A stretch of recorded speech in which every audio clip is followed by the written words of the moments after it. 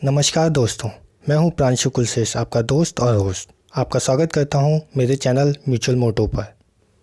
उम्मीद करता हूं आप सब स्वस्थ और सुरक्षित हैं।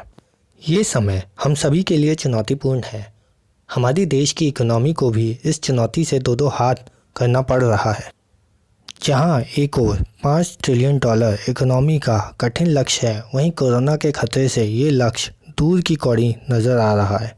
ये इकोनॉमी का डाउनटर्न हमारी और आपकी पर्सनल इकोनॉमी को भी प्रभावित कर रहा है। आज स्टॉक्स 4 साल के पुराने स्तर पर है, वहीं जमा और बचत योजनाओं में ब्याज दर बहुत ही निचले स्तर पर है। आने वाले समय में इनके ऊपर आने की संभावनाएं भी बहुत कम है। आज हम इन्हीं संभावनाओं के बारे में बात करेंगे। दोस्तों, आप सभी ये तो मानते होंगे कि पैसे से पैसा बनता है।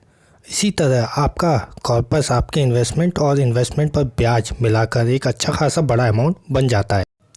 मेरा आपसे एक सवाल है कि आपको कॉर्पस या बड़े अमाउंट की क्या ज़रूरत है। आप अपना जवाब मुझे ईमेल कर सकते हैं या फिर कमेंट भी कर सकते हैं।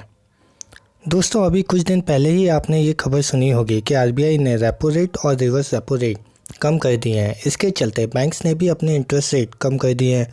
एक एनालिसिस के अनुसार, जैसा कि स्क्रीन पर देख पा रहे होंगे, 2018 में एसबीआई के इंटरेस्ट रेट सेविंग अकाउंट्स पर 3.5% थे, एफडी पर 6.75% और पीपीएफ पर 8%, जो कि 2020 में सिर्फ 3%, पीपीएफ पे 7.10% और एफडीज पे 5.8% रह गए हैं।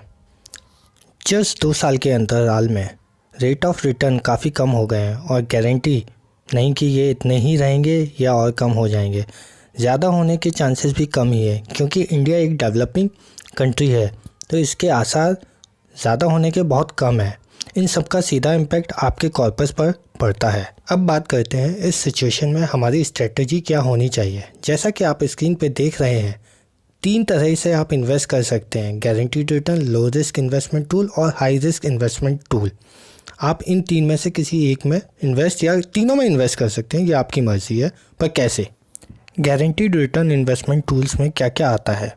Life insurance policy, pension plans and health insurance plan. ये बहुत अच्छा इन्वेस्टमेंट टूल है। ये आपको गारंटी के साथ रिटर्न देते हैं, बस उनकी टर्म्स एंड कंडीशन पूरी करते रहें। आपकी नॉलेज के लिए बता दूँ, लाइफ इंश्योरेंस पॉलिसी से आप 21% तक का रिटर्न पा सकते हैं।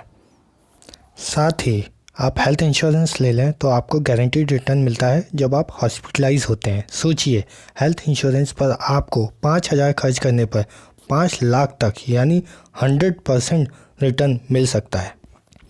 अब बात करते हैं लो रिस्क इन्वेस्टमेंट टूल की। इसमें आते हैं saving bank accounts, FDs, RDs, PPF and other post office schemes. ये लो रिस्क में इसलिए आते हैं कि आपका पैसा सेफ है और जो रिटर्न बैंक या गवर्नमेंट ने प्रॉमिस किया है वो मिलेगा। But interest rate time to time change भी हो सकते हैं, जैसा कि हम देखते हुए आए हैं, और रिटर्न भी कम हो जाता है। म्यूचुअल फंड भी लो रिस्क होते हैं, बट मार्केट डिपेंडेंसी बहुत है।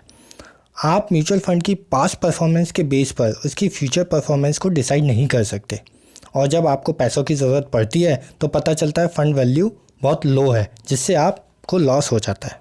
लास्ट है हाई रिस्क इन्वेस्टमेंट टूल। इसमें stock investment, property and business investment आते हैं। ये सब रिस्की है, बट अगर किस्मत अच्छी रही तो इंटरेस्ट रेट भी बहुत अच्छा है, और हाँ, इन्वेस्टमेंट अमाउंट भी बहुत ज़्यादा होता है। अगर आप बिजनेस में इन्वेस्टमेंट करते हैं तो ज़रूरी नहीं कि आपको प्रॉफिट ही होगा, और लॉस हुआ तो लाखों रुपए का होता है। सेम चीज़ स्टॉक मार्केट में इन्वेस्ट करने पर होती है। दोस्तों, यहाँ पर समझने वाली बात यह है कि आपके पास अगर एक्सपेरिमेंट करने के लिए पैसे हैं तभी हाई रिस्क इन्वेस्टमेंट टूल में इन्वेस्ट कीजिए, और हाँ, पहले अपना कॉर्पस या गारंटीड रिटर्न वाले इन्वेस्टमेंट टूल में इन्वेस्ट कर अपना फ्यूचर सिक्योर करना ज़रूरी है। दोस्तों, ये वीडियो आपको कुछ अच्छी इन्फॉर्मेशन प्रोवाइड करने में कामयाब हुआ हो तो प्लीज़ लाइक और सब्सक्राइब ज़रूर करें। साथ ही किसी टॉपिक पर डाउट या कोई पॉइंट क्लियर करने के लिए आप मुझे ईमेल या फिर कमेंट कर सकते हैं। धन्यवाद।